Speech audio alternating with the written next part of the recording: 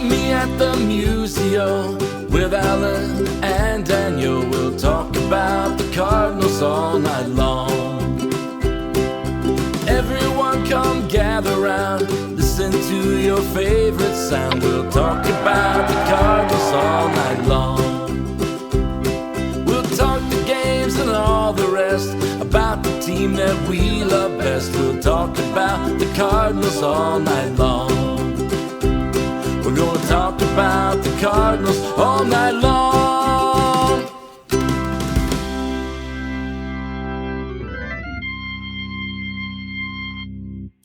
Good evening and welcome into another edition of Meet Me at Musial. I'm your host, Daniel Shoptaw at C70. Again, no Alan Madlock, but Alan and I did get a chance to talk this week about the Tulsa Hale Drillers and their upcoming season. I'm putting that at the end of the show. So after our conversation here, if you want to stick past that last commercial break, and you'll find about 15 minutes or so of Alan and I talking about that team. So hopefully if you're interested in that, you'll stick around. But until then, we're talking with Josh Jacobs. You'll find him at Josh Jaco MLB on the Twitter. He's the site expert over at Redbird Rants, and he's part of the Newton News podcast. Josh, how are you tonight? Good, Daniel. Thanks for having me on. I'm excited to talk some Cardinal baseball. I know right before we went live, we were talking about there's actual games tomorrow. So the long winter is finally over. Yeah. It's kind of, it was long up until, it seems to be this way a lot.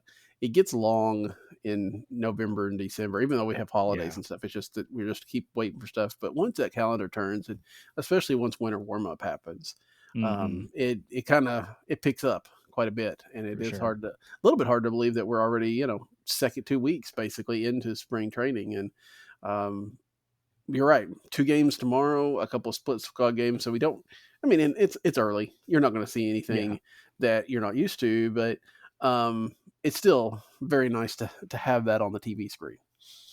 For sure. And I think I saw that was it the Marlins or the Mets one of them two, the outfield will be Nootbaar, Scott, and Walker. So it's just fun to see lineups like that, cards going, because it's like even in January with winter warm up, it's still a lot of hypotheticals. We're talking about storylines that we just can't see play out till camp breaks.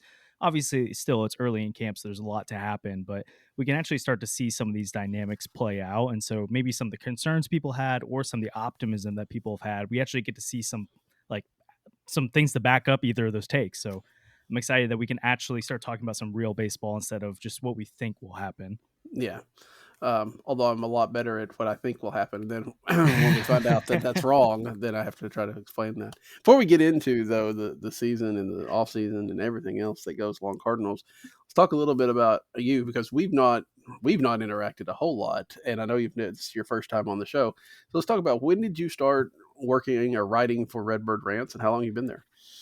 Yeah, so I think my first story I did was December 2019, or no, actually, sorry, it would been later than that. I don't know why I went all back to 2019. I think it was 2021. Yes, 2021.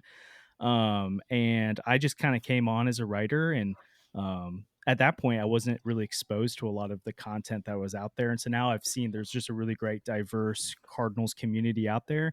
But at the time I was just kind of like, hey, I want to kind of get my foot in the door here, and just kind of want to put some maybe a little bit more realistic content out there and kind of start. I don't know, I just felt like at that time it just, I don't know what it was, but anyway, so I jumped in, and at that time Robert Murray, who's a national insider, was overseeing the site at the time, and so he was just great about pouring into me and helping me develop as a writer. And then about a little under a year later, he went on to go full time with his national stuff, and he turned over the site to me, and the rest is history. And so we've had a really good year this last year. We've been I've been pretty intentional about trying to bring on some really some good writers, some different writers onto the team, and try to diversify our content and make it a place that people can read some good Cardinals content. And so that's been exciting. And then the Newt News podcast, I joined on with those guys basically like the last couple weeks of the regular season. Because just like your podcast, I think audio and video stuff is the way of the future, and that's how I like to best engage my content too. And it's a lot easier to interact with other people for like a podcast or a YouTube video than it is to interview them for a written story or something. And so we kind of have had a really exciting and fun off season on that end too. And so yeah, been did some dabbling back in 2019, so that's why I was thinking back to that. But 2021 is when I really jumped full into this stuff, and I love it. Oh, good. I mean, Redbird Ranch has been around for. I mean, was talking with Jason Hill of Viva Alberto's last week, but and Viva is the one that's been around since the dawn of Yeah. time, basically, or at least as you measure it by internet content. But the Redbird Ranch has been around for a significant period of time. I mean, I've Yeah. been writing for. He'll be coming up 17 years, and I think Redbird Ranch has been around pretty much all of that time. Mm, So, I mean, it's gone through different hands, of course, as you were yeah. talking, but it's a pretty well established site, and I'm sure that's a good thing to have. Oh, for sure. And I feel very lucky to be in the position with it now too, just because I mean, I don't know. Like I was lucky to have a guy like Robert who is kind of overseeing the site at the time and pouring into me and developing me. And like you said, it is a pretty big platform too. And so I take that seriously too. Like we as a website, like no one tells me what to write, and I don't necessarily tell what our writers to write. And so I believe that we should have diverse opinions. I don't believe in telling people what they should think and how they should think, but I do want there to be quality content out there. So that's something I've been trying to develop over last year and will continue to be doing, is providing content that's realistic, that's fun, that stretches people, but also represents a variety of opinions. You'll go on there and you might see me say something, you might see one of our other writers come from the exact opposite angle. Mhm. And I like that there's a diversity of voices and a diversity of opinions on the site, because that's what makes Cardinals Nation so great, is that people are passionate, they care about the details, and they have their opinions. And so we want that well represented. Yeah. And then I got to ask, as a podcaster, I'm looking at, Newt News, which again, fairly new in the space, if you will.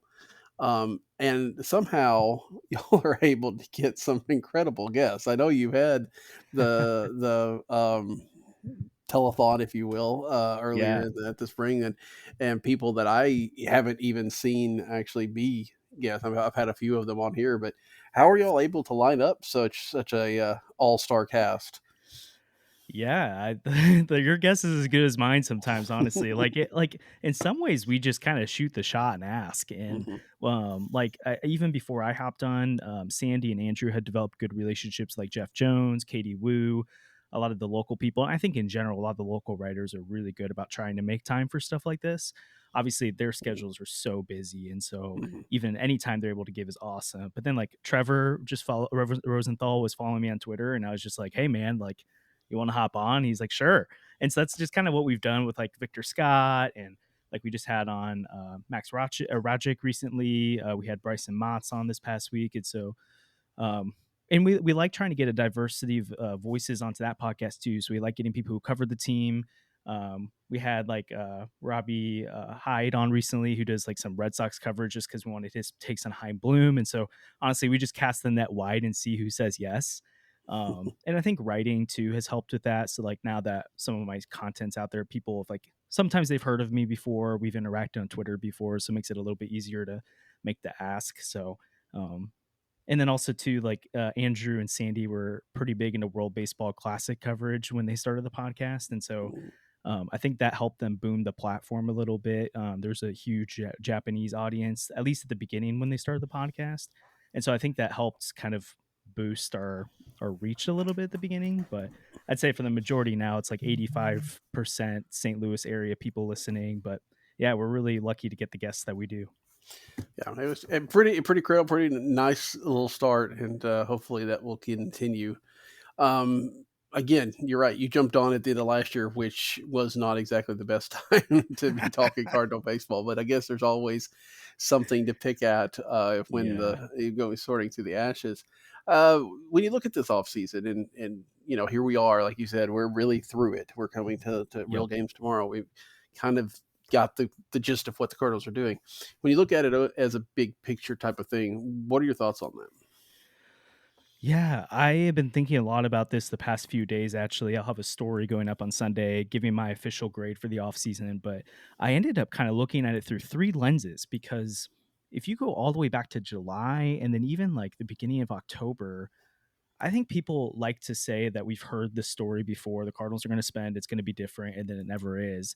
And I agree. I think most off seasons you kind of come in and they maybe pepper some things in that get you a little bit optimistic, but at the end of the day, they kind of underwhelm a little bit. But the quotes from like Bill DeWitt the third, saying that they're going to climb the payroll rankings, some of the rhetoric from a John Mozeliak early in the offseason, or at least at the end of the regular season, it felt like this was actually going to be different for once.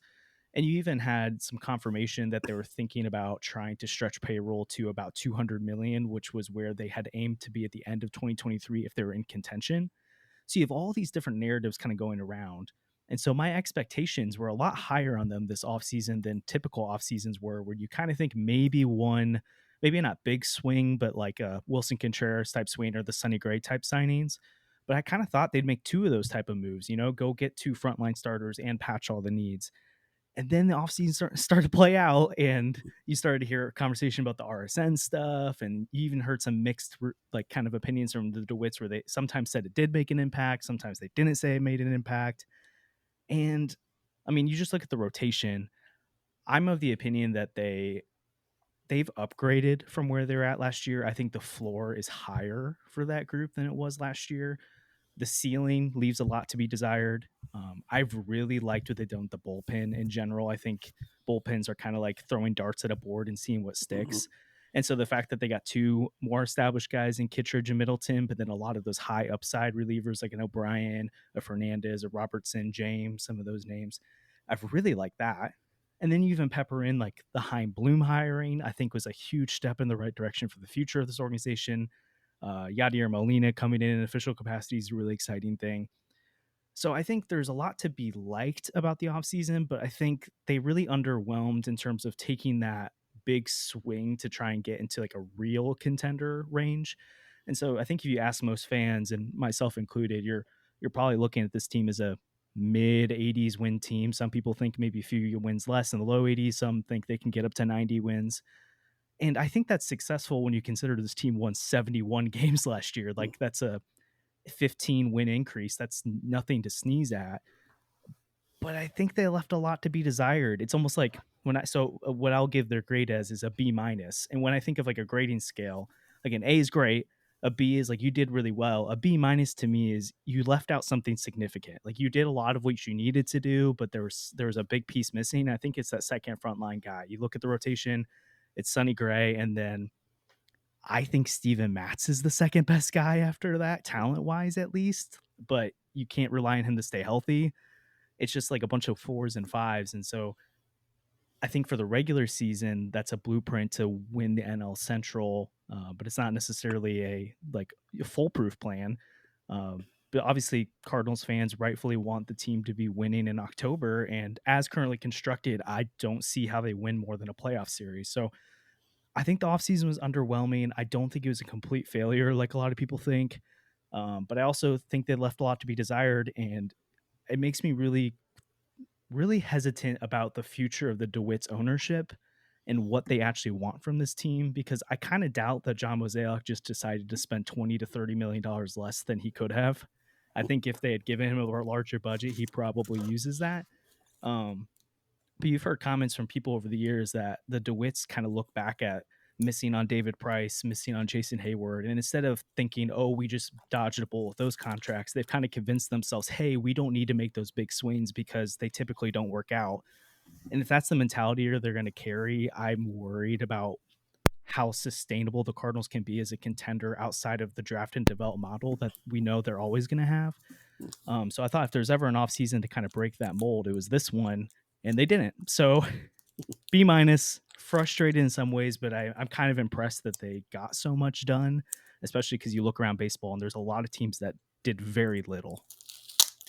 No, that's definitely true. I mean, it could have been worse, I guess is what we're getting at. And I think, people like, the Cubs would probably say that.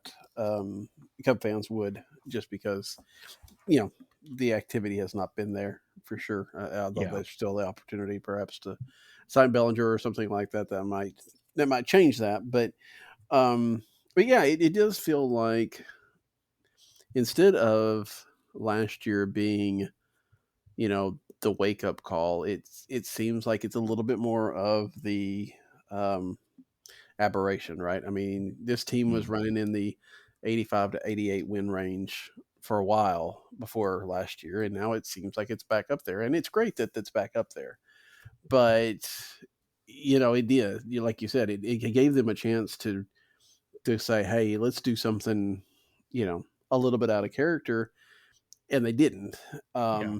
And it is a bit frustrating from the fan side of things to say when a division is this clearly weak, you shouldn't be content with just, well, we can probably win this division. You should be, you know, like you said, one more move and you probably the slam dunk here and a chance for something else. Do you think that, again, 2011 happened, other years have happened. Do you think that the just get in mentality still works as well Mm. with the three wild cards that we've seen? Now, obviously, we had some of that last year, but I just don't know that. I'm going to be interested to see how this plays out over the next 4 or 5 years. If it still is these, wild cards have a chance, or if it just makes it that much better for the teams that get those, top two spots. Yeah, I'm actually really curious as well, like you said, to see what that happens because obviously the Diamondbacks made it this year, which I think is a true example of win and get in. The Phillies were the third wild card last year, or 2 years ago, but I mean, you see the superstar talent they have and the top of the rotation they had. It didn't really feel like they were the typical third wild card team. I think it's a valid way. It's like I think it's valid to look at it like that, but it's more the exception than is the rule, right? Like I just Mhm. don't. I think if you have a team like the Dodgers, you're probably going to win a couple World Series over a decade. If you have a roster like the Cardinals, you might make the playoffs half the decade or a little over half the decade, but then your chances of winning one are slimmer than the Dodgers winning two. Like, I don't love that as the model. I'm also really curious to see what happens with revenue because especially if the TV stuff isn't as profitable as they're thinking it is, or maybe on the other end, if it is, and the Cardinals can develop a network of their own, maybe there's some clubs that benefit, like the Cardinals that are blue bloods that are always going to be profitable compared to some of the smaller markets. And so maybe there does become a gap where you have the Dodgers, the Braves, the Yankees, the Mets of the world that are this clear top tier, but then the Cardinals can maybe be part of a second tier where they're not going to be the big spenders, but they can create a gap between themselves and the Milwaukee's of the world, the Seattle's of the world, all that. But yeah, in general, I don't love that as the mentality. There's something that Derek Gould said the other day that I thought was interesting. I don't think the Cardinals necessarily, like I know Mosaic never really likes to commit to the idea that they've built for October. Like he always says, well, you've got to get there, which is true. Like last year they didn't get there, so who cares what the team looked like for October? But Gould said the other day, he's like, they don't look at their team as a just good enough to make the playoffs. They think they're better than we think they are. And so I'm curious to see this year and in the coming years what their internal evaluations of their teams look like, and do the Cardinals really have they really convinced themselves that they're not that far off from the Dodgers and the Braves? Because if so, I think they're in for a rude awakening, or maybe that is a little bit of posturing. And I don't, maybe this is in the same vein, but I was curious as you're talking what your perspective is on this. But what do you think is like the championship window of this club? Like, obviously, I don't think any of us really think 2024 is the year that they're a legit contender. But do you think in the next couple years, as some of this young talent is coming up, money's coming off the books, that maybe we're in that in between phase where they're a contender, but they're not really it yet. But then in 2 to 3 years, when you've got like year 4 of Walker and year 4 of Nootbaar and year 3 of Victor Scott, like, do you think there's a window here where 2025, 2026 is when Cardinal fans should really be excited, or are you a little more pessimistic on the future of the club? Well, I think that, I think if you ask the Cardinals, they'd say the window never closes, which is Yeah, to some degree true. But again, like we're saying, they get to the playoffs and you do never know for sure. But when you're going to talk about, at this time of year, do you think that they're going to be a World Series winner? You know, yeah, it's going to be very interesting because it depends. What do they do with Paul Goldschmidt at this? yeah, If Paul Goldschmidt's not here next year, you know, yes, you can cover first base, but that does kind of start to weaken the lineup some, right? yeah, Assuming that Goldie doesn't, kind of fall off a little bit this year. I feel like they're probably going to try to extend him at some point in time, and he'll probably be here. But, um, yes, with those young guys coming up, but the biggest thing is going to be, and it's something we don't know right now, is who's going to be throwing. Mm. You've got a lot of guys that are going to be gone after this year, or have a chance to be gone after this year. A lot of guys. I mean, there's hardly anybody except, I don't think Sonny Gray's probably the only guy that could be here after next year at the way things are going, unless you start getting into the prospects. And even them, they're not necessarily top of the line. We like what Roby could be, and Tink Hence is obviously a talent, but so I don't know. I think they're going to be competitive for a long period of time. But if you're ever going to say, is there a year where they're going to be considered a World Series favorite going into spring training or going into the season? I don't know. I don't know if they'll ever get to that. Yeah. Yeah, I can totally see that. That makes a lot of sense. I think that's part of where we're going to have to see what the spending discrepancy starts to look like, because if the Dodgers of the world just can outspend everyone every year and there's never going to be a limit on it, then I do think there is just going to be this natural gap where it's like the Dodgers, it's the Astros or teams like that, and then everybody else. And there would be that second tier below them of they're never going to be the favorites, but they're like the outside looking in that mix, maybe like what the Phillies would be right now, where I don't think many people would say they're the favorites, but would it be surprising to see them win the World Series? No. So I can see the Cardinals fitting into that kind of realm in the near future. But I'm also excited too to see maybe there's an opening in the next year, 2, 3 years when they might feel a little bit more confident spending big dollar on one or two players again, when they feel like their depth is a little bit better. Because I mean, you do look at the rotation the last few years, and every single deadline since 2019, they've had to go out and grab two back end starters, and they've had to patch some holes in the bullpen where it's like, hey, we would love to have another frontline starter, but we legit need innings at the back end of the rotation if we're even going to make the playoffs. And so I wonder if like some of those young kids come up, like you said, where even if Tink Hence is more of a 3 and Tekoa Roby's more of a 3 type, like the Cardinals just haven't had young pitchers develop where they can even trust them to be that in the last few years. And so if they don't have to go out and spend 15 million every single season on 3 different pitchers to fill those back end innings, does that free up money to go after and make a big swing at a big bat or a big top of the rotation starter? Maybe that's a little bit of wishful thinking with how they've operated in the past few years, but I can also, in my head, as I think, talk that out a little bit, I can see the scenario where they're like, hey, we just haven't been able to really go all in on a few guys that you would consider more top end free agents because we have all these needs we've created for ourselves that we have to fill.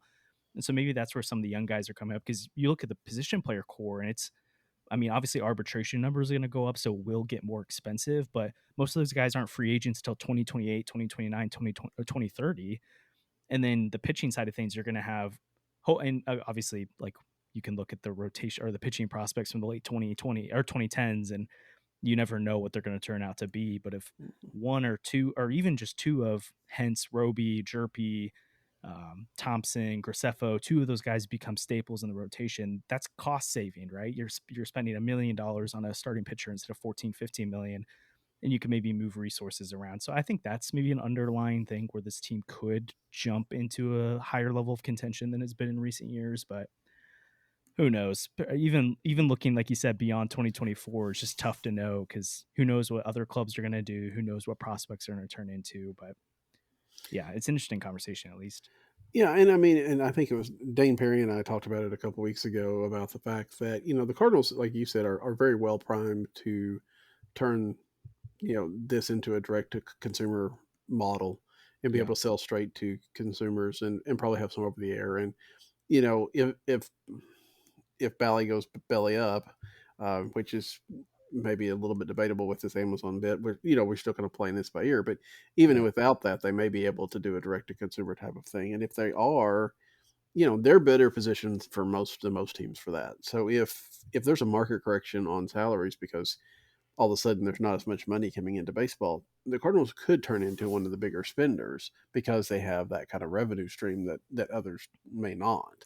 Now, on the flip side of that is we don't necessarily know that the DeWitts are going to spend it. And I don't say that in the, the Wits are trying to make money, that I'm saying that, but again, they're comfortable at 80 something wins. And if 80 something wins takes 175 million, then they'll do that. But if 85 to 88 wins takes 125 million, then they would probably spend that. I don't know that they are ones that just want to put the hammer down. And again, Bill DeWitt's 81 years old. I believe that's right. It's right in that area. Doesn't mean he didn't have another decade and a half on any. Who knows? I mean, he seems to be in good health, seems to have everything. But there comes a point where you start thinking about, transition, if nothing else. And I know that Bill DeWitt the third is kind of lined up for that. Does it change when Bill DeWitt the third has a little bit of handle on things? I don't know that it does because of, he's been involved with all this stuff now. But I think the underlying thing may be, what does Chaim Bloom bring to this? Does he bring a different evaluation? Does he say, guys, you're not that close to the Dodgers? I don't know why you're thinking this. And do they listen to him? That could be really an interesting, something we may not even really know because it's kind of behind closed doors, but maybe something to watch in the next year or two is just how much influence that Bloom seems to have. And that may help modify the course of the Cardinals for the next few years. Oh, I 1,000% agree with that. I was at winter warm up, and when we didn't even know the DeWitts were coming to speak, so they walked into the room randomly, and we're all like, "Oh, I guess we're going to get time with the DeWitts. This will be fun." And they kind of came out, and someone, I can't remember who, asked them about the Bloom hire, and I thought it was super interesting that Bill he started out by saying, "Actually, it was my idea." And so I was like, whoa, wait a second. And he said, originally, when he saw the news that Chaim Bloom had been fired, he thought to himself, that would be a really interesting voice to bring into our organization. And then he said, like 2 days later, he was texting with Mosaic, or Mosaic came in and talked to him and said the same thing. And DeWitt goes, yeah, I was actually thinking the same thing. We should look into this. And that encouraged me to be like, hey, it wasn't John Mosaic coming to Bill DeWitt saying, hey, obviously my time's coming up. I think you need to hear an outside voice. Bill DeWitt also recognized, hey, this organization could really benefit from someone like Chaim Bloom, who has been a part of a crazy market like Boston and who's also been a part of the Tampa Bay revival. And to have him at the very least come in and look at our organization and maybe be the succession plan to a John Mozeliak. So I do think that there is potentially a window here where if maybe DeWitt's been hearing it from Mosaic for years, and Mosaic himself has said this, where at some point when you've been in the same role for over a decade, almost 2 decades now, like it's hard for your voice to continue to carry the same weight into, like, at some point you kind of just need to change the tune. You needed to change the person that's in charge, because just the voice kind of starts to run a little, I don't know what the word I'm looking for is, but it just kind of grows old a little bit. Yeah, it's a And little so stale. maybe, yeah, stale. And so maybe like a DeWitt, maybe he was open to listening to a Chaim Bloom who's like, okay, this guy's been in Boston, this guy's been in Tampa, and he's seen things differently. So maybe there's a way that he wants to spend a little bit differently. But then also, even if they're in that 180 to 190, and obviously with inflation, it'll probably rise anyways. But if they're still in that, like, let's say like 10th, 11th, 12th, 13th in payroll in baseball at the most that they spend, someone like Chaim Bloom has proven that he can create a sustainable winner. Obviously, he wasn't in charge in Tampa, but he was a huge part of their success with a bottom 3 payroll in baseball. And then, like, the Boston stuff is interesting because the Mookie Betts trade really wasn't a Chaim Bloom decision. That was ownership telling him he needs to move off of Mookie Betts and also move off the David Price money. So, like, how are you going to get good prospects in return from Mookie Betts when he's got a year left until free agency, and you also have to attach a terrible contract to him? Like, that's a lose-lose situation. And they made the ALCS in 2021, and then you look at the organization he left. Like, obviously the Red Sox aren't in a great spot, but they also have a top 5 farm system in baseball. So, like, Bloom has done some really interesting stuff where I think even if the Cardinals don't necessarily change their spending habits, he might be the one that has that fresh voice to get them back to where they're at in the early 2010s, where even then the Cardinals weren't necessarily spending big, but they were that team that could go get that veteran and revive them for a year out of the bullpen or in the rotation. They were that team that was consistently pumping out top end pitching prospects. Bloom is that kind of guy who around the league right now is viewed in that kind of way. And maybe Randy Flores is that guy. Maybe Michael Gersh is that guy. But I do think you're right that Bloom could be the X factor between this club kind of middling in the waters of 85 to 88 wins and maybe being a team that gets into the low 90s, mid 90s wins, even if they're not spending a ton, but also maybe he is the guy that can convince the DeWitts to operate a little bit differently. Yeah, I mean, it's just going to take some time, obviously, Yeah. for him to to build enough credibility, but also for us to even see what's going on. So it should be something kind of interesting. Hopefully, though, on the field is a lot more interesting this year, so we don't have to worry about the Palace intrigue that's going on. As we say, games start tomorrow, and I think it's kind of interesting. Maybe there's just a few. There's not very many battles going on in spring training, but one of them might be Zach Thompson versus Matthew Liberatore. I think Yeah. there's a chance that neither one of them makes the roster. I think there's very little chance that both of them makes the roster. But especially as we've heard about this talk about maybe using a six starter for the first couple of weeks, if that's the case, it feels like one of these guys is going to go north. Who do you think it's going to be, and what do you look for this spring to try to? What do you think you would look for, or the Cardinals should look for, as they're trying to make this decision? Yeah, I'd say at least the early front runner, in my opinion, would be Zach Thompson because of the success he showed out of the rotation last year. And Mhm, obviously, even I think it was early May or late April when they sent him down to Memphis last year to stretch out as a starter. So it wasn't like, and even his Memphis stuff was interesting because he's talked about how the ABS system kind of threw him mhm, off and that mhm, the automated strike zone was just not helpful for his game. And so I think the AAA numbers I don't really take a ton of stock in. I like the fact that he came back up to St. Louis and really produced. Obviously, he wasn't like an incredible fifth starter, but he was consistently getting to the fifth inning, allowing 3 runs ish and striking out batters. And that's just something we haven't seen from Matthew Liberatore. I think he had one quality start in his like 8 or 9 starts he had last year. And it was that Tampa Bay game where he just yeah, kind of yeah, looked nothing like, in a good way, nothing like himself. And so I think for like Libertor specifically, if his velocity is staying and being firm once he gets past 70, 80 pitches, then I think that's something you could potentially that could maybe change the tides a little bit here. Um, but I think the early favorite would be Thompson, but I think a lot of it's probably less about like the actual results and more about what their stuff looks like. Is their velocity keeping up? What's their swing and miss like? Because I know even though the veteran starters they brought in aren't necessarily like that, that's something that they've prioritized at least with the relievers. And I think long term they do want to move more towards swing and miss guys. And Libertor is someone that should be able to do that. He just hasn't been able to realize that potential at the major league level. Something I do think is really interesting with both of them, though, is that uh, they both have 2 options left, or sorry, 1 option left. And so if they send either of them down to AAA, that means next year they have 0 options. And so they have to be on the big league roster or they get mhm, DFA'd. And so I do think that's like an interesting plot point of maybe both could make the roster and be consistent players on the roster so that they're able to maintain some flexibility with them long term because we've seen both of them have success as bullpen arms. And you do have some interesting depth now in Memphis with Gordon Graceffo, Michael McGreevy, Sam Rivers, like Adam Kaufenstein. Like you've got other arms now in a way that you haven't had in the past years.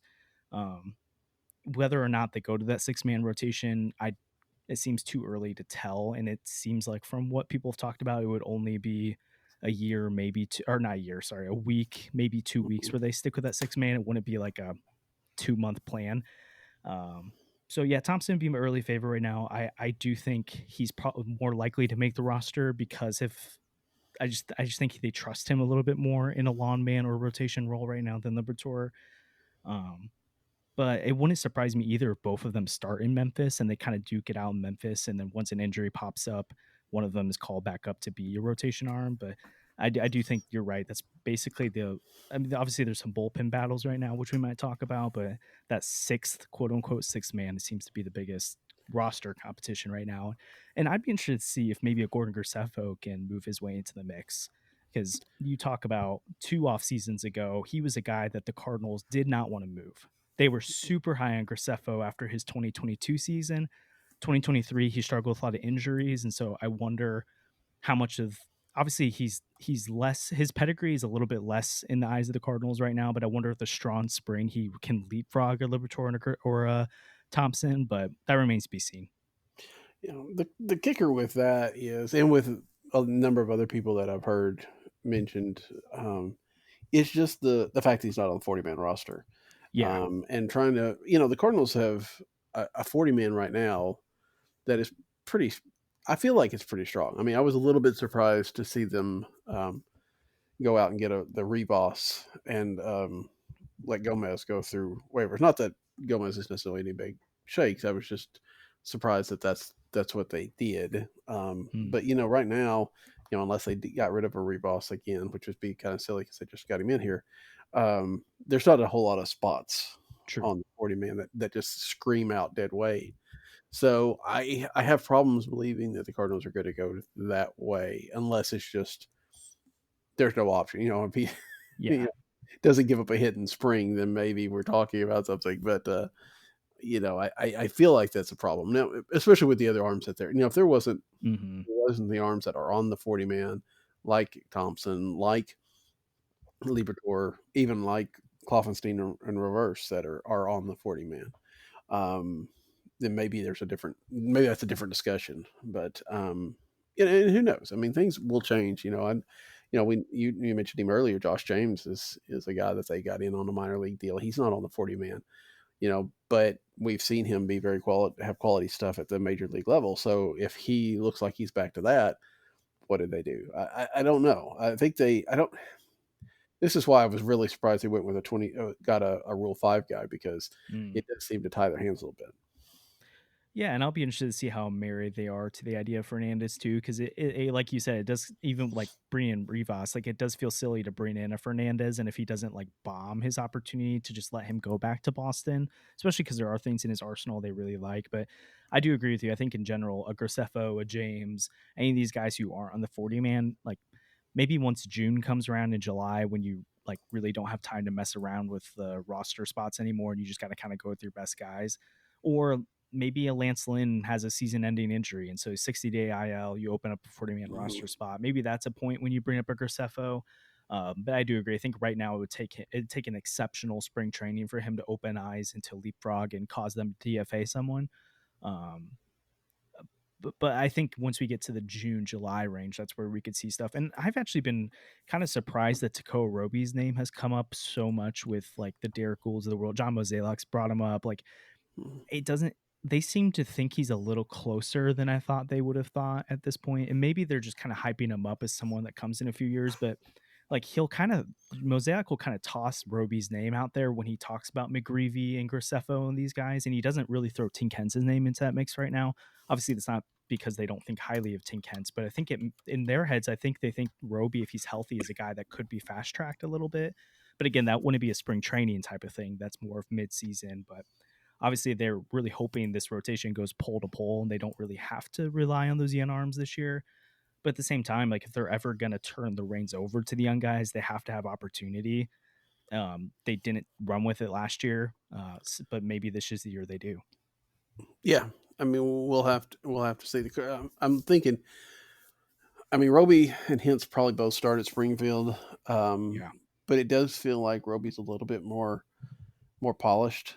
Hintz is still trying to develop, getting deeper into games. So, yeah, um, you know, could it be a situation where he skips Memphis? I'd be surprised. But as you said, the Memphis rotation is crowded. I mean, we're getting, we are talking about Roby and Hintz at Springfield in part because that's where they need to be, but in part because there's no necessarily any room for them in mm, Memphis, especially if you've got a Liberatore or a Thompson or both in that rotation. There are a lot of arms. We'll wait to see what the quality is, but at least they're arms that look like they could be major league contributors, if not stars. yeah, for sure. And like, even just kind of back to that conversation earlier of like it would actually be a huge win for the Cardinals to develop a number 5 or a number 4 starter, because when was the last time they did that? Like, kind of Mhm. Dakota Hudson, but he did that sporadically over a 2 to 3 year period and then kind of fell off, and Jack Flaherty was, I mean, obviously he was more than a number 4 or 5, but they just haven't had cost-controlled arms in the rotation in a while outside of, like, small stretches where they're trying to fill innings, and so even if one of those guys is just a number 4 starter, that saves you 15-18 million dollars on a back end of the rotation guy that you can allocate those funds elsewhere. And then also too, you're not worried. going into a season that if one of your top 5 guys goes down, then you're kind of playing patchwork the whole time.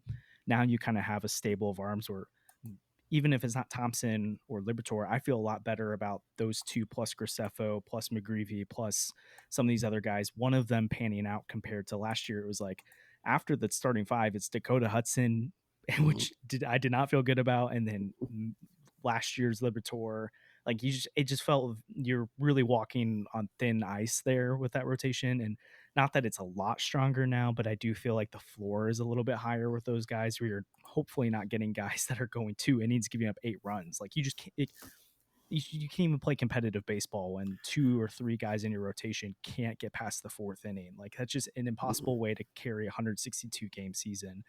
So it's not flashy to have guys that have 4 ERAs, but when they're getting past the 5th and 6th inning, that helps your ball club out a lot in the regular season. Obviously, it's not a postseason winning formula, but just how many guys or how many times have we seen over the last few years? Obviously, 2023 is a big example of it, but you go back to like 2021 when Johan Oviedo was being thrown out there and they're openly acknowledging like, hey, he's not ready, but like we have to throw someone.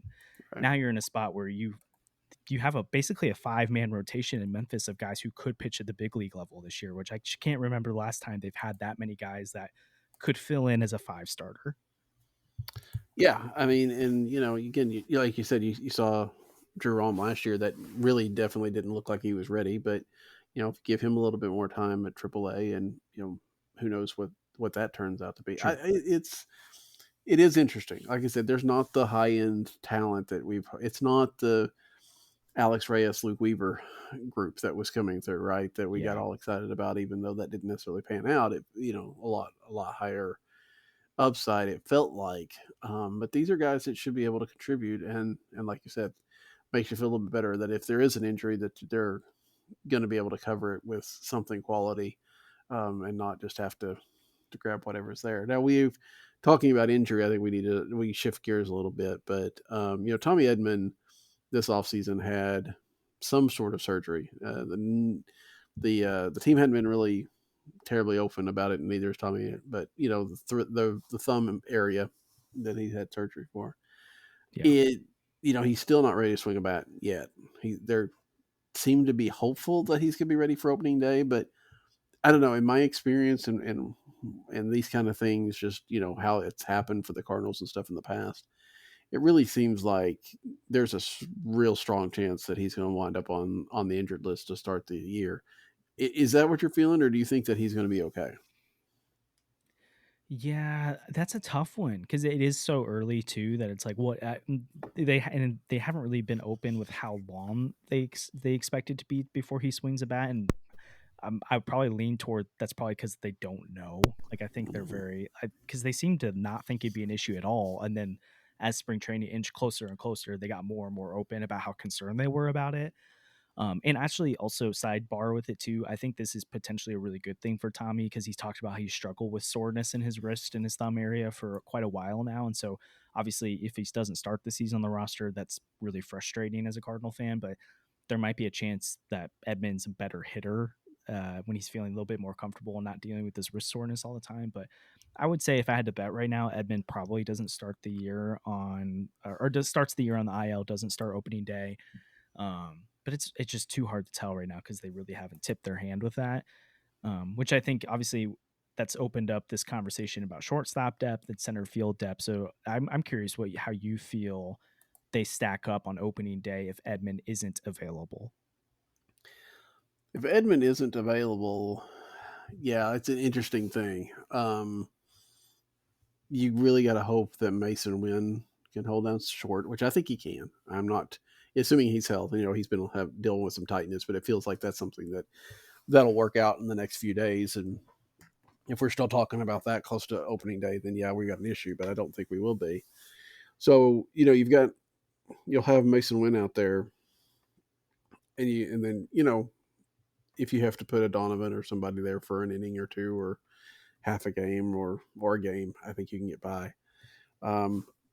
In center, I mean, I think it gives Dylan Carlson a chance to at least try to show that something's different there. I mean, I've been big on Carlson, and I'd honestly rather see him out there in center with the potential for his bat, and his glove is very good. Obviously, we know this.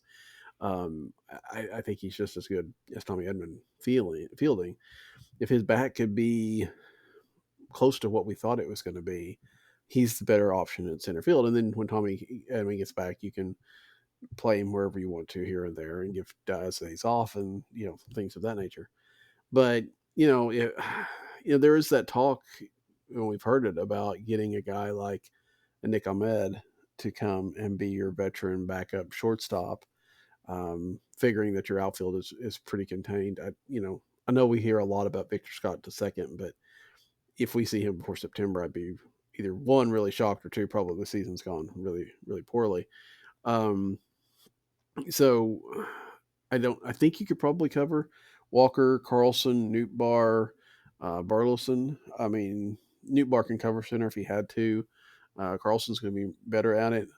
So yeah, if Edman starts the year on the injured list, I think you can get by. I don't know that you have to go out and get an Ahmed or anything like that, although they might. And then again, you get into that 40-man conversation that we've talked about, and he's a guy that either you're keeping around, and again, then you're kind of looking at this whole, maybe you talk Matt Carpenter and just be a coach, that kind of thing, because having that extra, I don't want to say but that kind of a dead weight on the 26-man roster does kind of cause some problems at sometimes. Yeah, I think that's where this conversation gets really interesting if they do decide to bring in like a Nick Ahmed, which that was one of the there was people who, and I don't know how you felt about their position player group going into the offseason, but I know there are some people who thought they needed to bring in some extra oomph there, but I felt really comfortable with the unit they had. The only thing that I thought they were maybe a little bit thin on was a backup shortstop, because of the fact that it takes one Tommy Edman injury or one Mason Wynn not performing to the high level, or himself getting injured, to basically only have one reliable shortstop on the roster. But I do think they've talked about Thomas Ajayci getting some opportunities at shortstop. And so I do think very early on how he looks defensively will matter. I do think their feelings about a Brendan Donovan and how much they think he can play, because obviously they think he can play every once in a while at shortstop, but do they feel comfortable him covering weeks stretches there if needed? I think if the answer to either of those questions is yes, we feel good about that, then I don't really see a reason for a Nick Ahmed. But if it's no, even with Edman potentially being ready in opening day, if a Nick Ahmed is willing to come to St. Louis, I think that's great insurance to have. I do think what it does, though, is that potential. I would bet that Alec Burleson is the guy who ends up getting demoted because of that, which isn't fair. Because I just kind of doubt they get rid of Matt Carpenter unless it's just going really bad in spring training.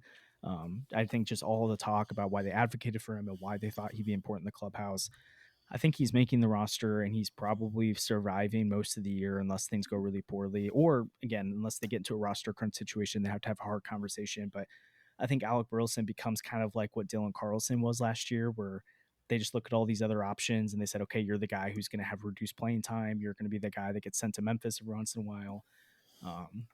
So I do think that's an interesting situation to watch if they were to bring in a backup shortstop. I also think, too, the Dylan Carlson situation, I think it'd be honestly really good for him, like you said, for Edman to start the year on the IL, because he finally would get an opportunity to run with center field for a little bit. And when I look at the Cardinals roster construction for the rest of the season and going into 2025, I think Carlson or Edman, or I feel like one of those two guys is going to end up being the odd man out at some point, because they both carry, especially if Dylan Carlson is able to rebound a little bit this year, both of them carry at least some value in the league. And then if Victor Scott does continue to progress and he is a guy they feel confident in, then they have a center fielder and they have a shortstop. So I think both of those two guys are too valuable to be the first and second guys off the bench, especially like Edman. Just to me is I know they extended him for 2 years. So they've got him fully extended out until he hits free agency after the 2025 season. But I do think if they ever do decide to go in on a higher caliber pitcher, maybe Edman is one of the pieces that they put on the table to pull something off like that. Or if Carlson has a rebound year, maybe he's a guy they put on the table. And that's how I think maybe a Victor Scott comes up a little bit earlier this year, is that they use a Burleson and Edman, or an Ed or a Carlson to go out and get some pieces at the deadline. But yeah, in the immediate future, center field feels fine to me because I do think you can move Newbar over there. I do feel good about Carlson there. I do think if all else fails, they could go to Victor Scott, but that probably means a lot of injuries happened. Mm-hmm. Shortstop, though, is the one where it's like, okay, after Wynn and Edman, I don't know what you do with that. I love Thomas Ajayci, but clearly, at least right now, they don't think he's a primary shortstop, and maybe he proves us wrong in spring. I really don't like the idea of a Jose Fermin shortstop for a while. Nick Ahmed isn't flashy at all, but at least he's a guy that's going to play really good defense. So, yeah, that's definitely one to watch. Yeah, but then again, yeah, you get Ahmed who can't hit necessarily, and Carl Carpenter who can't hit, and all of a sudden your bench is very weak. Yeah, Which granted is less of an issue in the DH era, but it's still something. true. Um, we see the thing today, Joey Votto running his car through the car wash and still not signed. Kind of wishing he was at spring training instead of doing Yeah. that. If I know that he doesn't have the cachet with the Cardinals, and I know he would have cost more than the league minimum. But there's a real big part of me that would have rather seen them take a gamble on a guy like Joey Votto than bring Matt Carpenter back. I don't know. What do you think on that? Oh yeah, I mean, even just for the personality alone, Joey Votto would Mm-hmm. have been so fun to have in that clubhouse. Even though I mean, I'm a big Matt Carpenter guy, I love him. It'll be just fun to see him around again. I think it'll end up coming down to how much do they actually use that roster spot. I know that like obviously you want to maximize your 26 guys, but I think the hope this year is that they're not relying on the full bench that much. That they're kind of rotating their top 9 or 10 guys most of the time. That pretty much every day you're going to see Donovan, Newbar, Walker, Goldie, Nato, Contreras, and then if not Contreras, Ivan Herrera, and then Contreras is probably DHing, Gorman, Wynn. Like you kind of hope those starting nine, those top 9 or 10 guys are playing pretty much every day, and then Dylan Carlson comes in to relieve the outfield every once in a while. But obviously injuries play a factor so that you can't necessarily control that side of it. But I think in an ideal world, they're having most of those guys playing 140 plus games, 150 plus games. And so you're not necessarily needing that 26 guy to play a lot. And so I just don't think Joey Votto would have wanted that kind of role on the team. But if they end up needing to use that roster spot a lot, it would have made a lot more sense in my opinion. But then I'm also struggling to know how often you can fit a first base DH guy into that lineup Mm-hmm. because when your starting 9 is fully healthy, one of Gorman or Donovan is going to DH, and then when there's off days, it's going to be Goldie at DH, Nato at DH, Contreras at DH. So how often does a Carpenter actually play, or how often would Joey Votto be able to fit in the lineup? I tend to think it's going to be very infrequent. Like I would put Matt Carpenter's total at bats in 2024 at under 200. I just really don't see him playing at all. Um, and I hope I'm not wrong on that. I think if he ends up playing a lot more, it's probably not a good thing unless he has some kind of resurgent season, like not to the Pujols level, but like that, where it's like Mm-hmm. lightning in a bottle. But I think the Cardinals' hope is that he pretty much does not play unless it's a random pinch hit opportunity here or there, which that's why I don't have strong opinions about that signing because I never really thought that 26th man spot was going to play much. I thought Herrera, Carlson, and Burleson would get the playing time off that bench, but then even Burleson, I don't really envision playing a ton just because I do think they want to prioritize those best 9 guys most days.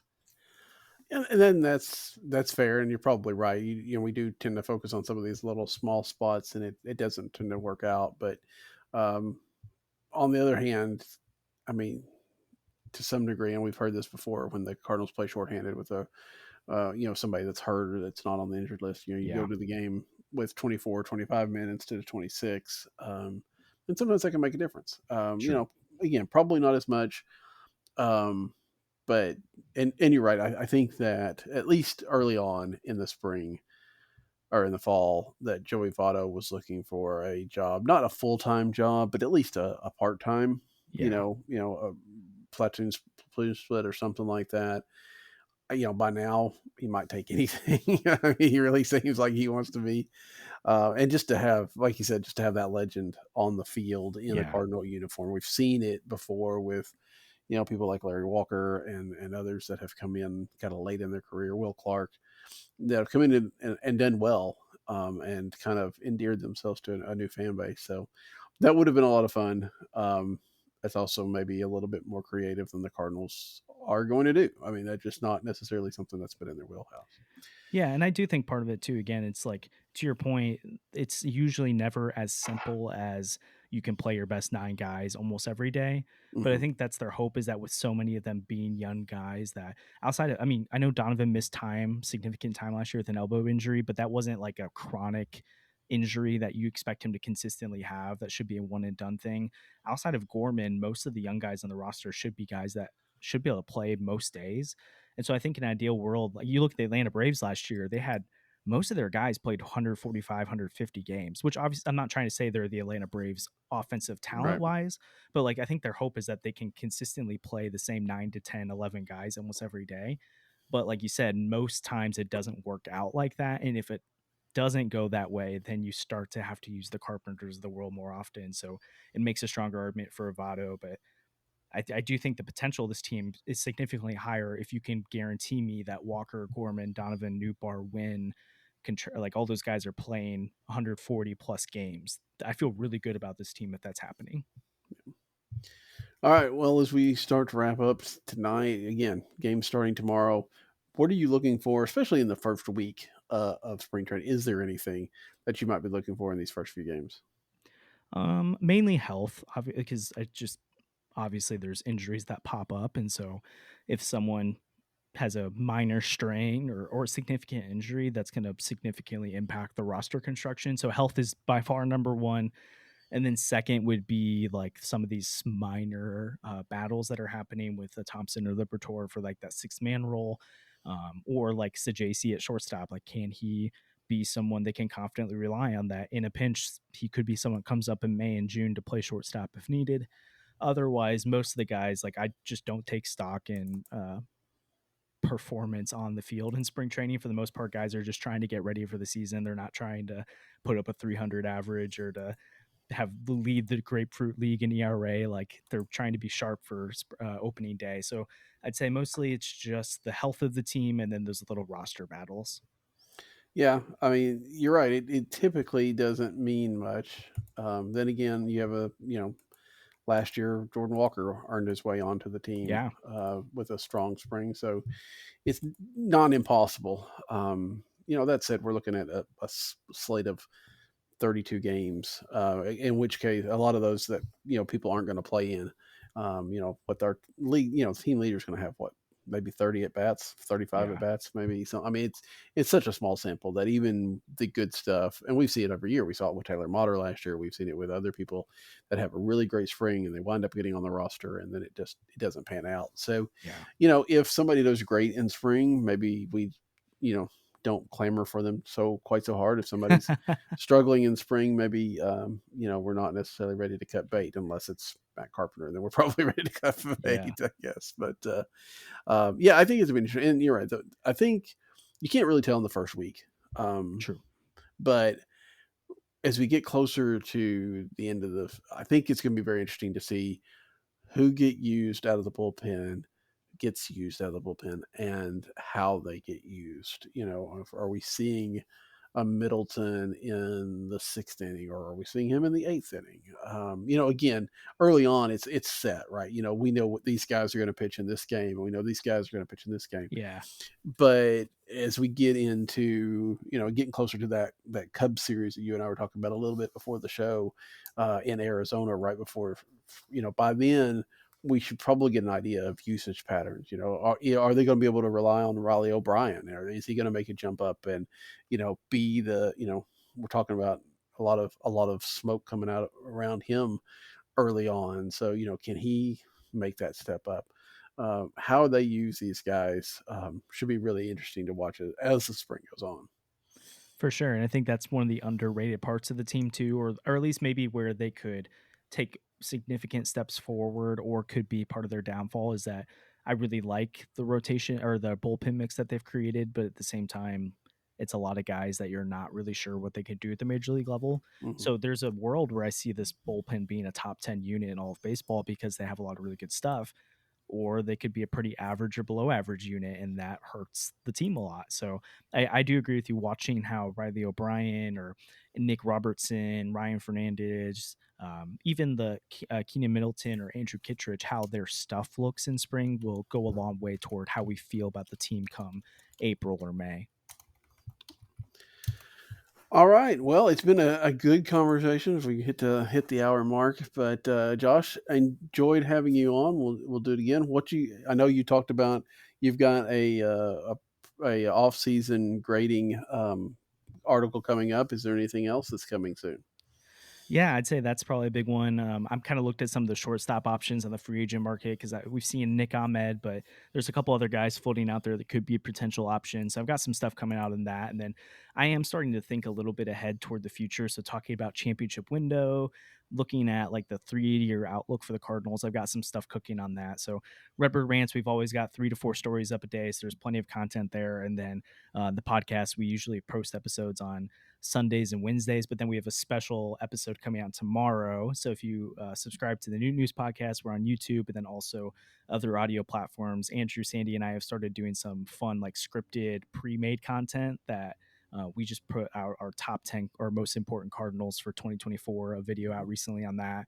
And then we have a similar type of video coming out tomorrow that you'll just have to check out the New News podcast tomorrow if you want to subscribe to that. But usually 2 to 3 episodes of the New News podcast a week, and then plenty of stories between myself and the other contributors on Redbird Rant. So Daniel, seriously, thanks for having me on. I'd love to come on again sometime too. And we joked earlier at the beginning that I had a good guest lined up, or that we did on the New News, but I feel like you've got some heavy hitters on your schedule right now too. So I'm excited to continue to listen to your stuff. Well, thank you. And yes, next week we have we may have put a content warning because it's Kyle Reese joining us next week, and we'll talk prospects and all that. It's always fun to have Kyle join us. So, but anyway, until next week, for Josh, I'm Daniel. Good night. They just won't go away. All right, we are here with the voice that you know in his other role. We've got Alan Medlock back on the show for a little bit to talk about the Tulsa Hale Rangers. And Alan, first of all, very good to talk to you again. And how are things on the baseball diamond?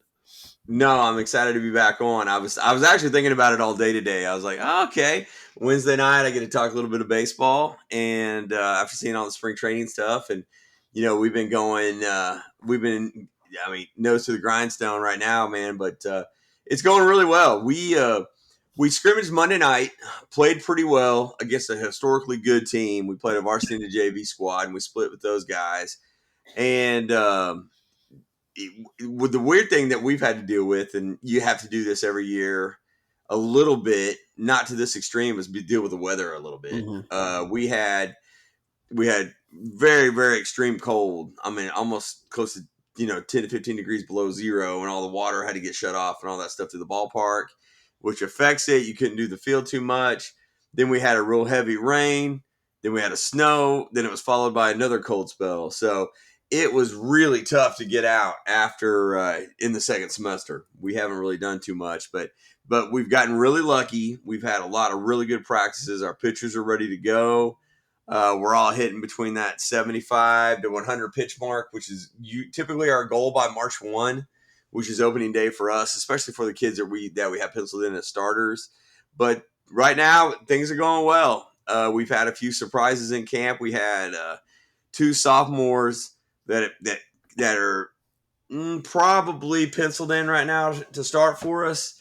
I was wondering how senior heavy we would be this year because my senior group's really good. They were sophomores when I took the job, and they've really grown into a good group of ball players. One of them, at least, I think will play some college baseball, and I have a junior that I think is going to get to that point as well. But no, right now I feel like we're in a pretty good spot, and we have some pretty direct goals from what we're going to shoot for this year. But right now I think we're having a lot of fun. We are playing pretty well, and we are getting a lot of interest from other kids in other sports that want to come out and try it, which, step one for me was to form a culture that kids want to be around. And I feel like we're doing that. We put in a daily inspiration that we do every day in practice, and I build it into our practice plan. And now it's funny. The kids love to do it. And our admin have actually been coming down and being special guests and help us. So I think we're moving in the right direction right now. So I'm pretty pleased with where we are. Yeah, this is your third season out there, and I want to talk for people that don't know. And Alan and I, of course, we would talk about it quite a bit as we were getting ready for the show or any things like that. We didn't really bring it on to the show very much, but you took this over at a spot that it was really struggling, Sure. and it really seems like you've made a lot of strides over the last 2 seasons, and then getting in here now into your third. Sure. I mean, it put us back on the map. A little bit of history of where, Tulsa Nathan Hale is. When I was in high school and when I was in college, Hale was the baseball school. We had more baseball history than anybody, several state titles, and they were really, really good in '98 when I was in school, when I was in college at the time. And then there was just some things that happened within TPS to where they've grown to a more magnet school program. They've since kind of gotten away from that a little bit. It's a long story, and I don't want to get in the weeds about it. But there was a couple schools that were flat left out, and there were some schools that lost baseball completely. They were on the verge of losing it when they called me. They said, we may not be able to field a team. We don't have anybody. And, the first year they called me was right at the end of the pandemic. And, with my family situation, I just didn't feel completely comfortable doing it. And, well, I say the end, but it was the 2021 season. And then around into summer, August of 21, which would have been the 21-22 season, the AD called me and said, hey, we may not be able to field the team. He goes, how interested would you be in this? And I thought it over, and I went to Amber, and I was in school to get my master's, but I didn't think about coaching and teaching. I just kind of thought I would get out of the medical side of things, and it's been the best decision I made. I mean, I love it, and it's one of those to where a few of the objectives I had when I took over, and I told admin this, that I wanted that it's going to take time, and we're going to build a culture. Our socioeconomic, where we are with that makes baseball extremely difficult. I mean, these kids can't afford travel ball. You'd be surprised how many gloves and everything we were giving away in the beginning. And to do that, to build a culture, to change the perception in the school, to change the perception in the district. And then next thing I wanted to do was get these alumni involved. Here I know several guys that have won state titles, went to state tournaments, that went, all those things, that they're just wondering how they can be involved. So that was step number 2. And I feel like we've done all those things, and we've done a really good job, and we've really re-energized the alumni. I mean, we get a lot of visits. We get a lot of, we get money poured in. I mean, things that were just kind of unheard of. We are, we're still in a rebuild. This will be the best team I've had. We have a lot of senior leadership, but we're still trying to put ourselves on the map. And it's just from where it used to be to where it is now. It was really in the doldrums, and now I'm proud to say that, we get quite a bit of attention now. I mean, within the district and all kinds of stuff. I mean, we really battled to do a lot of field work. It had been left, and it, just neglect essentially, because no one was there to make a fuss about doing it. And the district has really come out and started helping me on the field and doing a lot of things. So I think that we've come, light years from where it was, and our kids the grades are good. Our graduation rate is high. I mean, all the things that, when you take the job, you realize that even as competitive as we all are, you think that the wins and losses are going to matter, but that's really not the most important thing. I mean, I take a lot of pride in getting these kids to love baseball, want to play at the next level, whether that's at the collegiate level, or they want to keep playing in men's league, or they want to get into coach, which is probably the most, that's probably the most flattering situation, is when you hear that stuff from those guys. But bottom line, they still want to be involved in the program. And to me, that's a big win. That is huge, to get them involved like that. Cause like I said, you were recruiting from a lot of other sports and everything like that. So to be able to pull those people in and get them excited is really great. Looking at this year's team, I mean, again, I know you've had some, like you said, you've had some troubles with getting practices because of the weather. You've only had the one scrimmage, but when you think about what you've got with this team, where do you think the strong suit is? Besides the senior leadership, like, are you going to be an offense first or a pitching first type of team? Well, in high school, especially in our situation, the offense first is really tough because a lot of the kids don't play summer ball. So, they played summer league with us, and then some of them play in the other sports, and they'll go down and they'll hit with us. I open the cages up at 6:50 every morning. I have a crowd, they go down and swing and whatnot. But one thing that gets easily overlooked is the fact that we're hitting in 30 and 40-degree weather early in the season. And that usually runs out. You're going to start breaking the 50s and 60s in the evening a lot, usually around April. So you typically get off to a slow start. That being said, we're going to have some kids that are going to swing it a little bit, and they're just competitors. That's going to help us. We have two kids at the front of our rotation that could be pretty special. One, unfortunately, is a senior. And he was a move-in. He helped me out, and he moved in and helped us last year. Baseball background, lucked out, moved in with the family here, was playing football, realized we had baseball, came over, and he's one of those that, time can always be the enemy in those situations, because if he had played through middle school or whatnot, he would be really, really good. He has baseball IQ, unlike a lot of people, or baseball skill, and maybe lacks a little of the IQ to take you to the next level, but he will beat teams on the mound. The other kid that we have is he's native. He is strong, one of the strongest kids in school, one of the fastest kids in school. Was a football linebacker. He fell in love with baseball. He'll kind of play a little bit of everywhere for us this year, but he's our 1A on the bump. Probably touches close to 80 miles an hour. And one of the alumni who pitched here for a state title, and then is coincidentally that he's in the Arkansas Hall of Fame as a pitcher when they went to the College World Series. And don't quote me, was it 79? I think that's right. That's 79, right. I think. And he flat told me that Levin has D1 breaking stuff. And, I'm super proud of that, because, this is a kid who picked up pitching for the first time as a freshman, had never really put a glove on before. And now, after his sophomore year, he got invited to one of the big time JUCO camps around here. And now you hear those kind of accolades. So to answer your question, I think if I was to say something that may be strong, it would be the front end of our pitching. And that's one of those things that goes a long way in high school. So that's where I think that we may have turned the corner a little bit, is the fact that we have a couple kids that can throw effectively. I assume, knowing you and knowing your background, you're drilling them on all the fundamentals. I assume, is the defense going to be there? We have that's one of those things to where you kind of have to learn how to win, especially when you've been in a situation where you're in the doldrums, and you realize how quickly that you could overcoach some of them. And and I love it in the situation that we're in, because it's I say this to them all the time. I go, you throw it, you catch it, and you hit it. Those are the basics of the game, and the teams that are the best do those the best. And that's how simple things can be.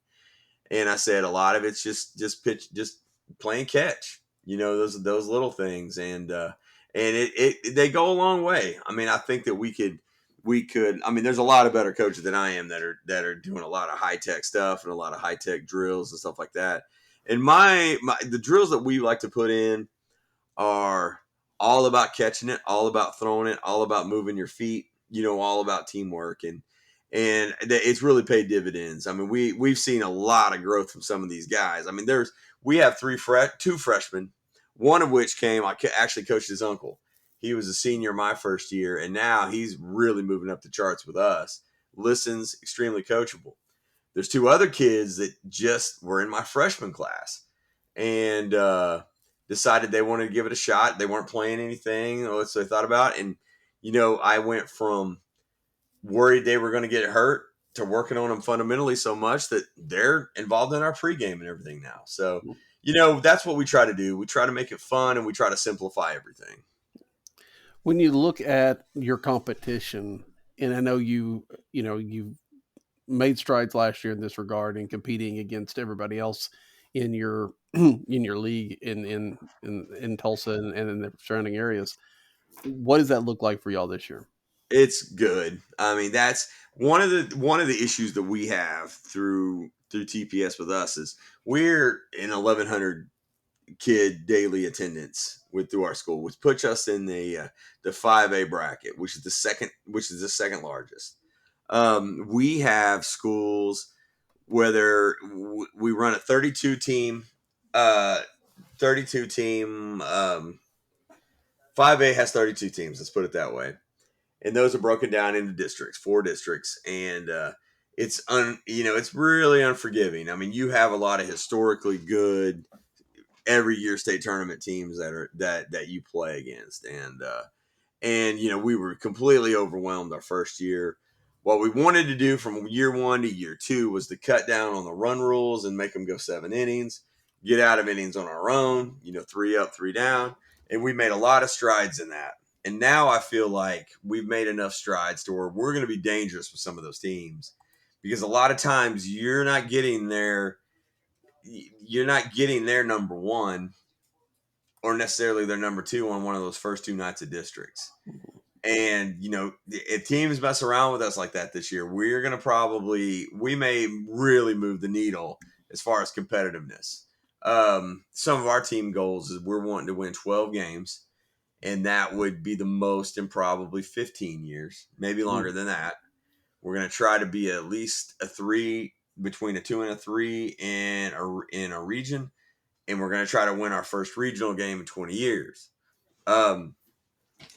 We had it in our grasp last year and let it go. Yeah, I remember us talking about that one. I think we even talked about it on the show. That was a painful drop. And it was our sophomore pitcher that just kind of lost control of the strike zone. So I don't like to talk about it because I think he wears it. But now I feel like he's turned that into, hey, this is what's going to drive me, which I think we may win out overall on that. Excuse me. Very cool. So yeah, I look forward to how many. You said your goal is to win 12. How many games are in the season? We will play about 35 regular season games. Okay. And between scrimmages and playoffs, you're going to push to about 40. Okay. So you're looking. But our goal is we want to play around 500 as much as we can. We have 2 in-season tournaments. Your goal there is to go in and win a couple. Mm-hmm. You want to defend your home and win 8 to 10 at home, and one of those things. So starting small and just kind of move incrementally up is what we're trying to do. Sure. Well, I look forward to us kind of following along this season, and our goal is to every week have a little bit. This one's a little bit longer. We're probably more like the 10-minute or so range, talking about what has happened the last week for the Tulsa Hale Rangers. We're looking forward to following along this year, and I know their gain's been our loss, but I think we've had a pretty decent. Your shoes have been filled fairly decently so far. Yeah, without a doubt. So we'll keep that going, and we look forward to hearing more about it in the next few weeks. But good luck for this season. No, I appreciate it. I love talking about it. So it'll be a lot of fun. I'll give you guys some updates. We'll post. We have a team store open. Anybody wants to help out on that? I'll start being much more interactive online on those things. Yeah. We'll get and if there's a team store, we'll try to put it either in the show notes, or we'll share it out on Twitter or someplace that you can get your swag if that's what you want. Yeah, absolutely. So, all right, do a good cause, I promise. Absolutely. So, Good talking to you, and we'll do it again next week. All right, thanks, buddy. I appreciate you. And make sure I get my words right, because I got a decent chance of getting fined, and my wife Michelle will, gosh darn it.